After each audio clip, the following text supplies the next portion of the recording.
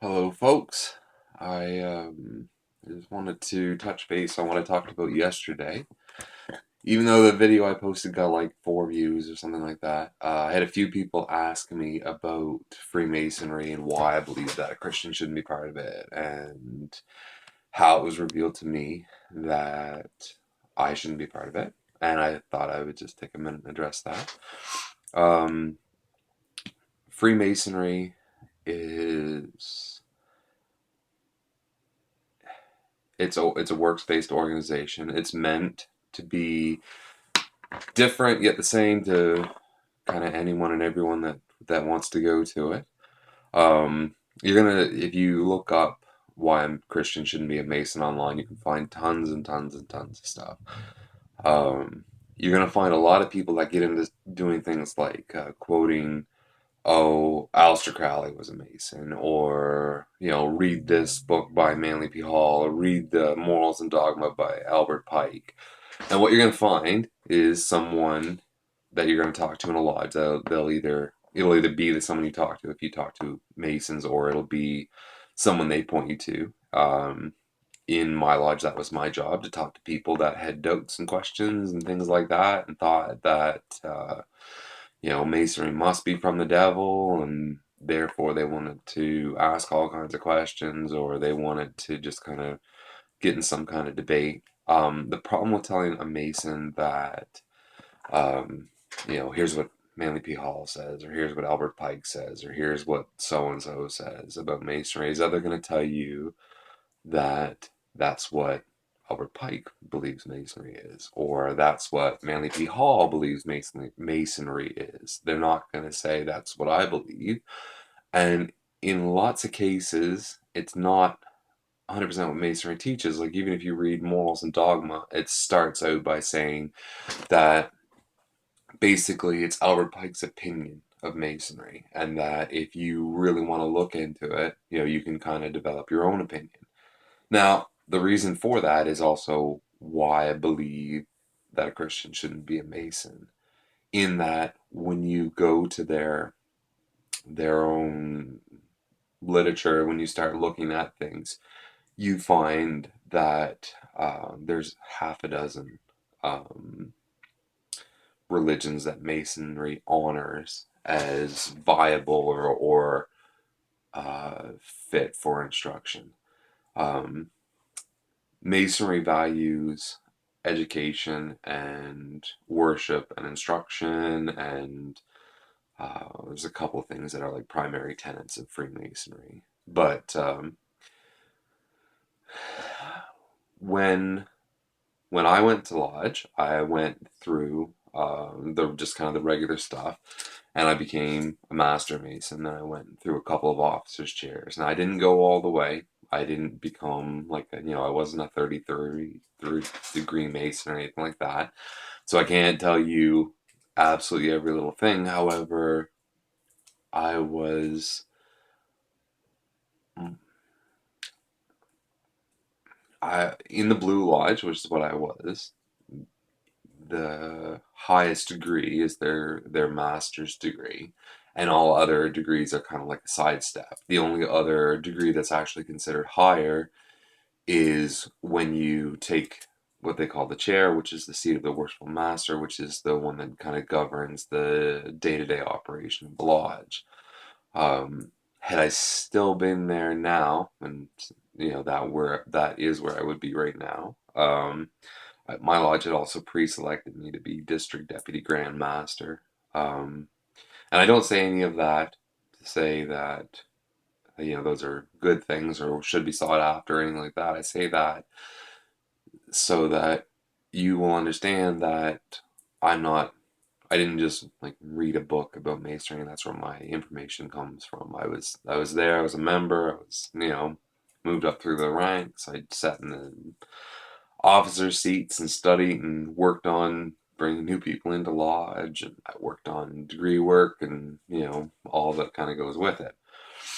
Um, Now, I guess the important part is, and what the particularly John seems to be asking here, is what about Freemasonry led me to say that I don't want to be part of this anymore.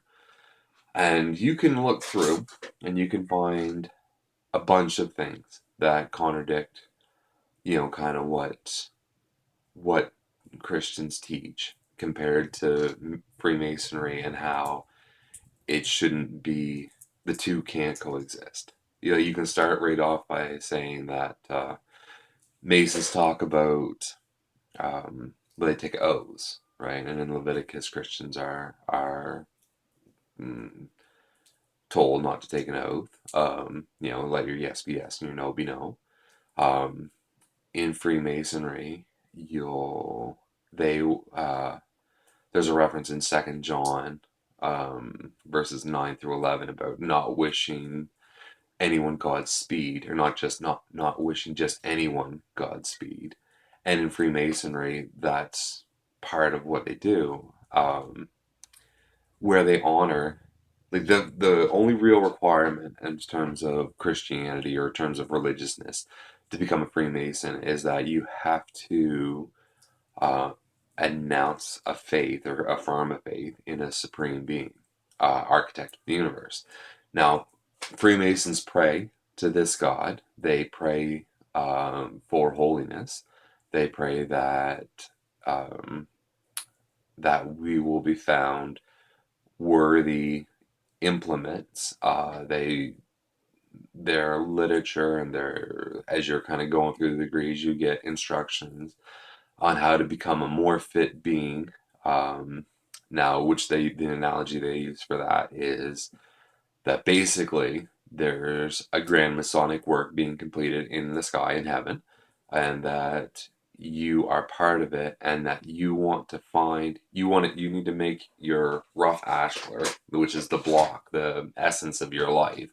You need to make that more perfect through the work of the supreme architect and through your own works. And you can find those lessons demonstrated through things like the gavel teachings and things like that. And I could go into more detail on weird stuff like that if it was actually pertinent for anybody.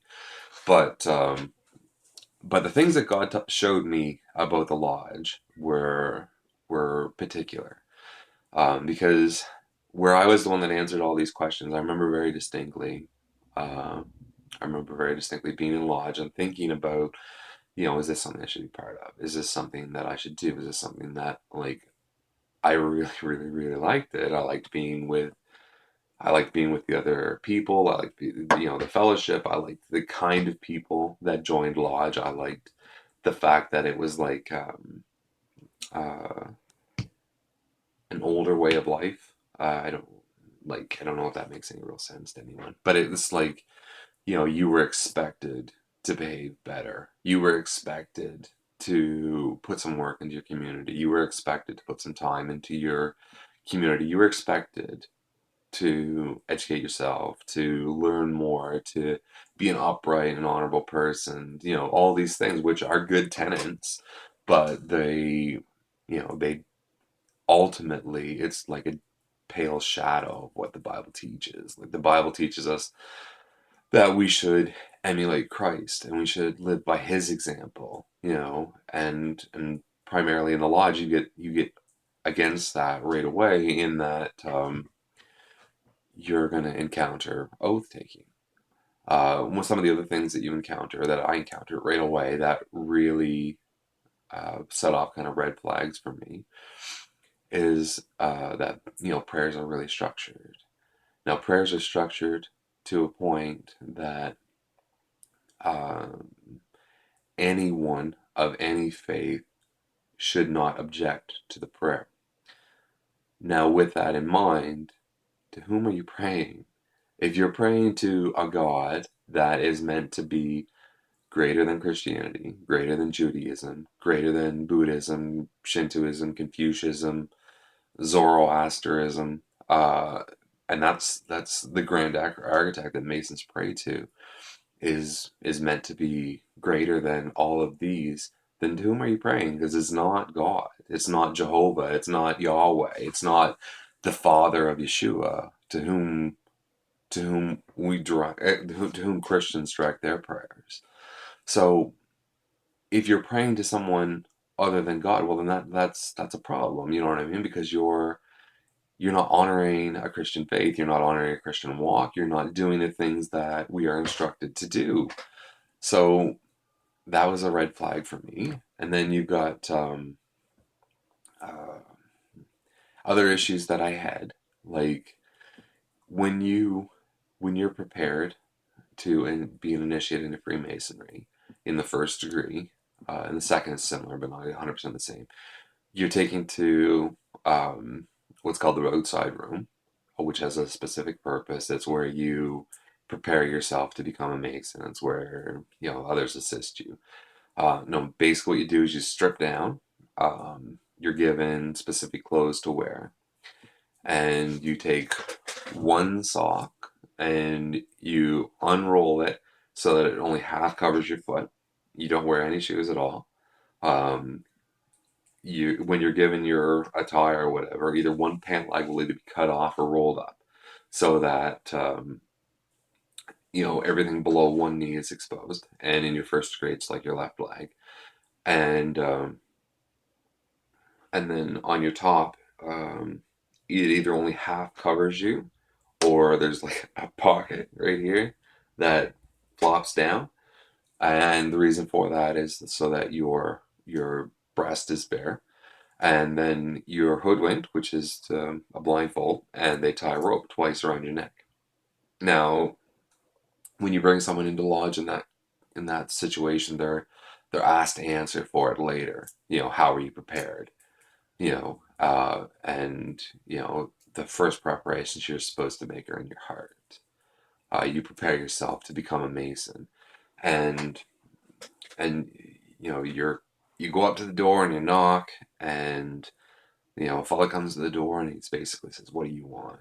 And someone will answer for you because you don't speak when you're blindfolded and you don't know what to say anyway, and it's all play. It's all scheduled, rehearsed, and it's exact wording. And someone will say, "It's you know it's so and so, James Hunt or John Buckaloo or whoever." Anyway, uh, they'll say, it's so and so, and he has expressed a desire to partake in the rights, lights, and benefits of this worshipful lodge, as all brother and fellows have done who've come this way before him. So you come into the lodge, and you're greeted by, on the point of a sharp implement piercing your naked left breast. Um, Now, that in and of itself, it doesn't make a lot of sense until you realize, like if you read Ephesians 6, where it talks about the armor of God. And when you come into lodge in this state, you're proving that you don't have on the helmet of salvation, that you don't have on the breastplate of righteousness, that you don't have on the belt of truth, that you don't have on the shoes of the sandals of peace, and that you're not carrying the sword of truth or the shield of faith. And that's why they conduct you into the lodge in this way. And as you come through, uh, you meet the worshipful master. Now, there's a really small point there where the worshipful master looks at you and he says, "Where have you come from?" And you answer back that you come from the the west and you're traveling east. And in that moment, in that part, what's actually going on is it's a reference to when God called all the angels before him to answer for what they've been doing, and Satan comes, and he says, and God asks him, "Where have you been?" And Satan says, "I've been walking to and fro on the earth."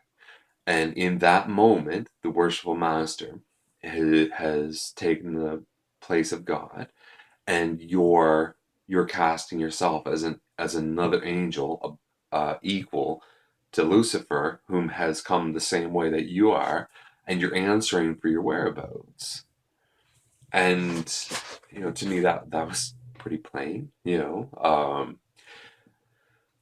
There's a lot of other things, like a lot of other things that you could talk about, like the fact that Masonry is recognizes itself as a religion. Now you can find Masons that will disagree with you on that point, but if you read any Masonic encyclopedia, you know, Mackey's or Duncan's or something like that, it will identify Masonry as a religion. In California, I believe in 2010, Masonry had itself recognized as a religion for tax purposes.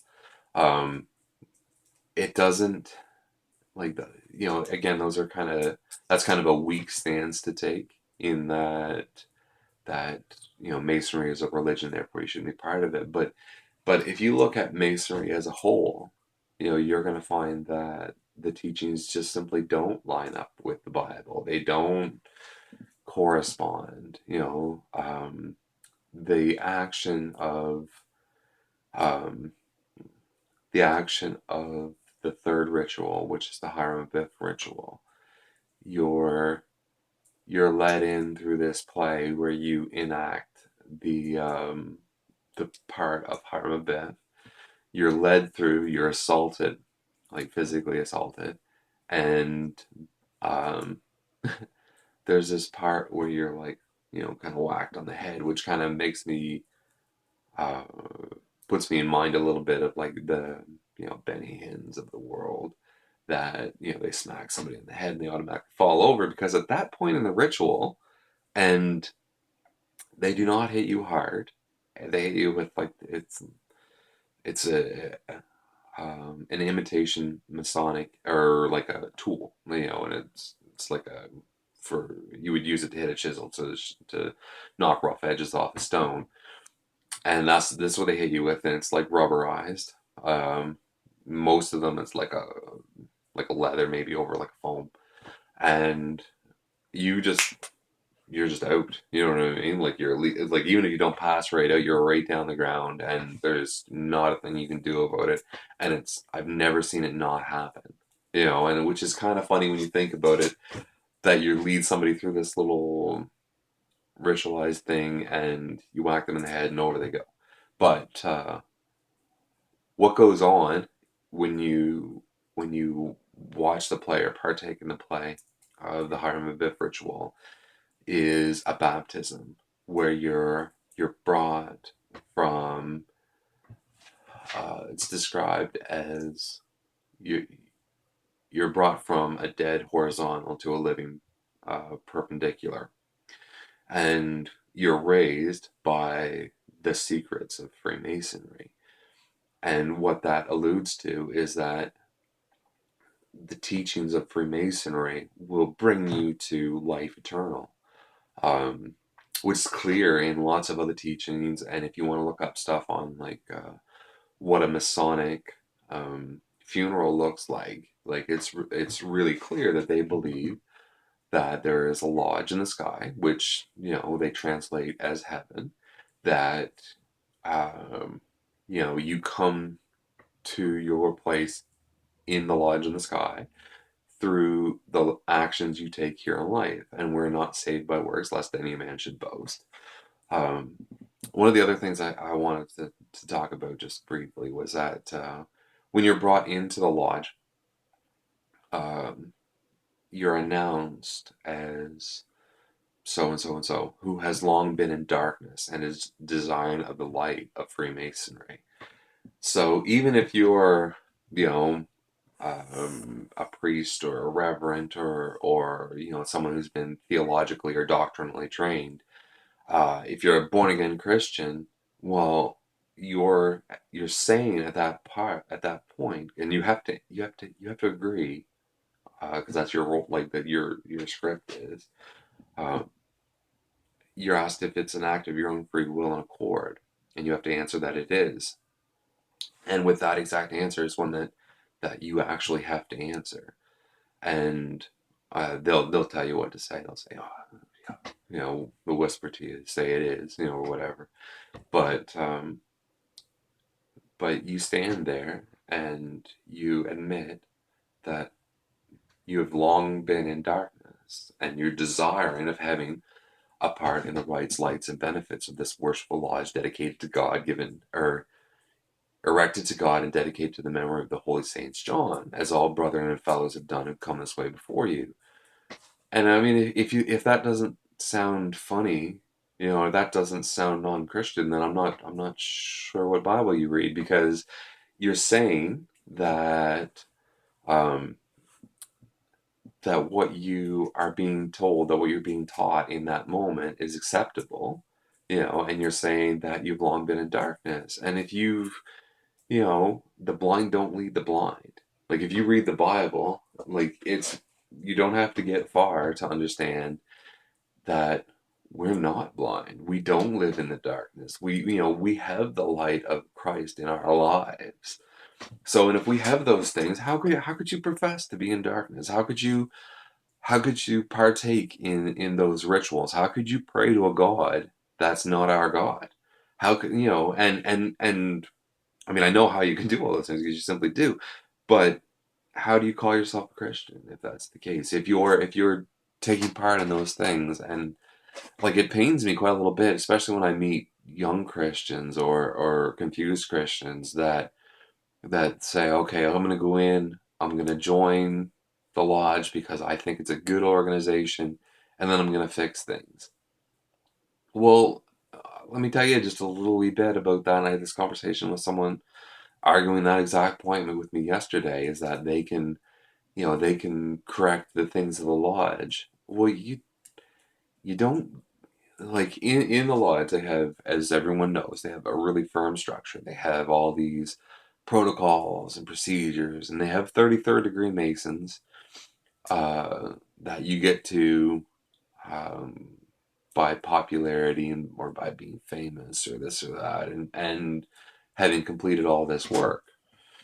And you start out probably in a blue lodge, or in a York Rite or a Scottish Rite lodge, whichever you join. If you're around North America, you're probably joining a York Rite lodge, and you go through, and you're getting you're getting raised, as they call it, and you become a master. Well, in order to even have a regular vote in a regular lodge, in order to even participate in lodge, you have to be a master. So before that, you can't do anything. And then different lodges have different policies. It can take up to 3 years of being a Mason to become a master, or you might get it done in like, you know 3 or 5 months, kind of thing, depending on which lodge you go to. Um, and that's before you can even have a say in your own lodge.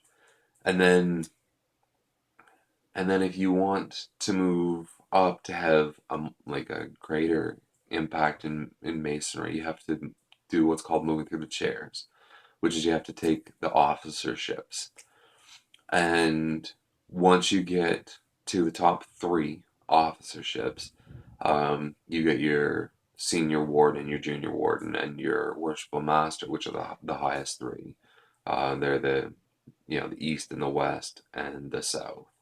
Um, which is the four cardinal points, which is also a reference to principalities, powers, and spiritual wickedness, and rulers of darkness and spiritual wickedness in high places. But anyway, in the lodge, those are your three main positions, and once you've moved through those, uh, you can be installed as a worshipful master. And once you've been installed as a worshipful master, which, depending on your lodge, can take upwards of 17 years. You might get it done in like 5 years, depending on your lodge, depending on how many people go. But it's not something you can do overnight. You know, um, then you'll be admitted to district events and district meetings, and uh, the district lodge. Once you're in the district lodge, you can join subcommittees.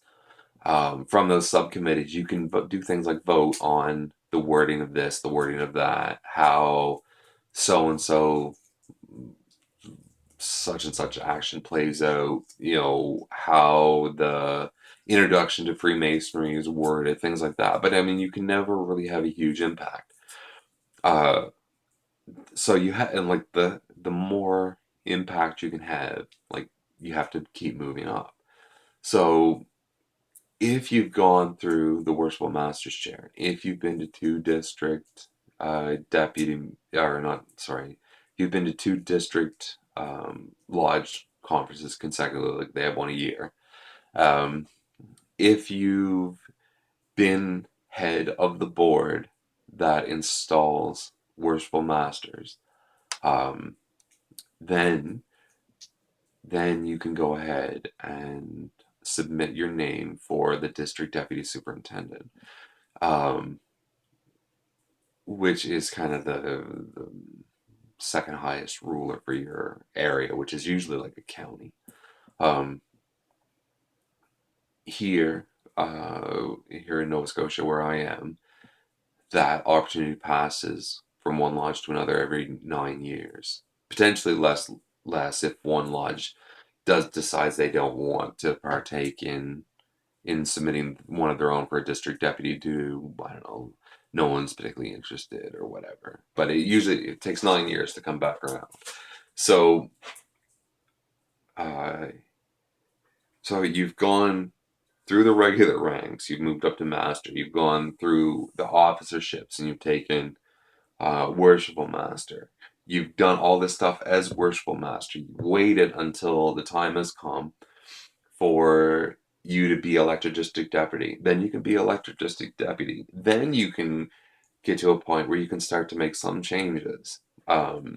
It's usually around here too that uh, in the event that you were going to be looked at for the 33rd degree, that's when it would start. That's when you would start answering for the things in your life. Um, that's when you would be scrutinized kind of heavily. Um, so in order to get to that point, you've invested anywhere from half a dozen to a couple of dozen years into this organization. And even then, you're on board, you're doing things, you're getting a little bit of a say, but everything is democracy, right? And you can't go against what's called Grand Lodge, right? Grand Lodge is the ones that ultimately make the decisions on uh, how is this worded, how is that worded, how is this said, how is that said. For instance, there's like a lot of things you can easily find online, particularly.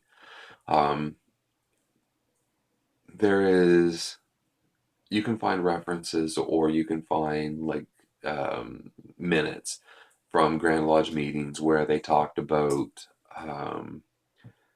about um, maybe we should change the oaths so that Christians have an easier time participating. And what you'll find is that probably these are people that believe themselves to be good Christians that are suggesting these things, but you then need a majority, to really do any kind of change. So how are you really going to do anything? And I want you to think hard about what you're proposing here. You're saying, like, if indeed your thought is to change it from within, you're saying that you want to partake in something that you know is not Christian. You want to move through the ranks by doing things you know that aren't Christian. You want to get to a point where you're kind of all powerful, for a naive way to put it. And then you want to change things to make it, you know, so that it's better for people after you. That's a little bit like saying you want to get on, the Supreme Court. You want to become a justice on the Supreme Court. So you started as a lawyer, but because you have to be known, you're going to only defend high profile things. So, anything that's really, really public, you're going to get involved in. And you're going to want to make a name for yourself. So you're going to want to get involved in things like human rights, which sounds really good and is the path you would want to take if you wanted to become a justice on the Supreme Court. But, you know, so I guess what I'm trying to say is that on that path, are you going to support people that want abortions? Are you going to support gay marriage? Are you going to build your name based on all these things that you say you don't agree with, only to get to the point that you're trying to get to, which, in this example is a Supreme Court justice, to then say, no, I disagree with those things. I disagree with gay rights. I disagree with abortion. I think we should uphold Christian values, because if you started that way, you would never get there. So how are you going to justify living a life where you live contrary to what the scripture tells you, so that you can try and get to a point eventually to make a difference? Like, I don't see that. I don't see that as a viable way to live. I don't see joining the lodge to hope to make a change from within as something that you should participate in. I believe that you can read the Bible and know the path that God wants you to take. I believe that if you're unsure of something, you should be able to find other Christians and ask their opinion on it, and pray about their opinion and let God reveal to you the truth. I believe that you're going to get wrong answers from people. And I believe that people are going to give you what they believe is the best answer that they have at that time, which may not necessarily be the right answer. If you ask me a question today, and um, and I state my opinion on it, and maybe that burns in me a little bit, that I what if I'm wrong too? And then I go back to my house, back to my Bible, and I begin to study, and I find out things, and I come to a new opinion on that. Then how is it that you're gonna not go through the same process? Like, everything that you do, including joining Freemasonry, if that's something you're even considering, has to be done from a prayerful point of view, and using the scriptures as your guide, as a benchmark for what is right and what is wrong. Pray about it and let Christ reveal it to you. If you don't agree with what I'm saying, then, well, you can do a bunch of things. You can ask, like, pertinent questions. You can ask me, why do I feel this way, or what do I say about whatever, and I'll answer you back if I can. I'll direct you to information or whatever, because it's not like I get a ton of people watching these videos. But I'll give you as good of an answer as I can. Other people do the same. Like I said, there's tons of information online that you can look up, and it'll tell you more about Freemasonry than I've expressed here in this little video. Um, but but I think the ultimate benchmark is, what does God say about it? What does Masonry say about itself? And Masonry says that it's greater than all religions. When I left, ultimately, when I left Freemasonry, it was because, um, in a nearby lodge, like, I mean, really, they initiated a Mormon. They raised not a Mormon, an Islamic person. Um, and to do that, they take away the Bible and they put the Quran on the altar. And to me, kind of, that was the last straw. It, I didn't I didn't really feel great about a lot of the things that were already going on. But when you say to me that, uh, no, we're going to take away the Bible because this guy doesn't really believe in that, we're going to put on a Quran, and we're going to say all the same things. We're going to do all the same things. There's this big speech that the Worshipful Master gives about how, if the volume of sacred law should ever be pulled from the altar, then that we can no longer call ourselves Masons. Well, that's great, except that in his case, they used a Quran to say, if that volume of sacred law ever gets pulled from the altar, then we can no longer call ourselves Masons. And it would have been the same had he followed one of the other tenets that or beliefs that Masonry recognized. So if if any one of these are the same, and Masonry is the ultimate instruction, then that it's clearly not following what the Bible teaches. And I feel like I've been a little bit kind of all over the map in this video, and I've said some things that didn't really follow a great process. But I hope you get the point. I hope you understand that the God that we serve is so much compared to any of these other religions, and particularly compared to Freemasonry, because Freemasonry, it's not even, it's um, you know, it's completely works based, and then you hope that when you die, you've done enough works to get there, and that's not what the Bible teaches. Again, if anyone has any questions about Freemasonry, or specific things they want me to address, go ahead and post them. I'll see what I can do about getting a response back to you. I'm gonna put my email and my Facebook contact information in the description. Um, I'm gonna continue to make videos. I'm gonna try and make my videos to answer specific questions for either from Facebook or from wherever that people have asked. And if there's something particularly you'd like me to talk about, then feel free to go ahead and ask, and I will see what I can do. I guess that's it for the moment. Thank you very much.